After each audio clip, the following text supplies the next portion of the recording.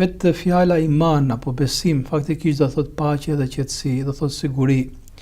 Dhe njeriu është krijesë që patjetër në momente të caktuara ka panik, ka frikë, nuk di nga drejtohet. Kjo është natyra njerëzore dhe njerëzit që kanë, po themi, logjikën më të ftohtë, më të shëndetshme, edhe ata janë pjesë e natyrës njerëzore, nuk i shpëtojnë dot këtij elementi të frikës dhe të pasigurisë.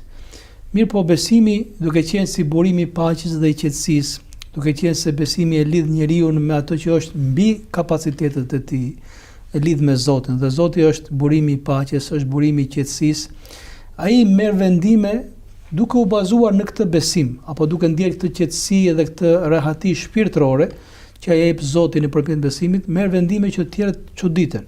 Dhe nëse lexojmë Kur'anin famlart, do gjejmë që profetët e Zotit, besimtarët, rasti konkret nëna e Musait alayhis salam, ka bërë veprime që në një këndvështrim logjik janë jashtë logjikës, janë shumë pa imagjinueshme për të menduar, jo më për të zbatuar.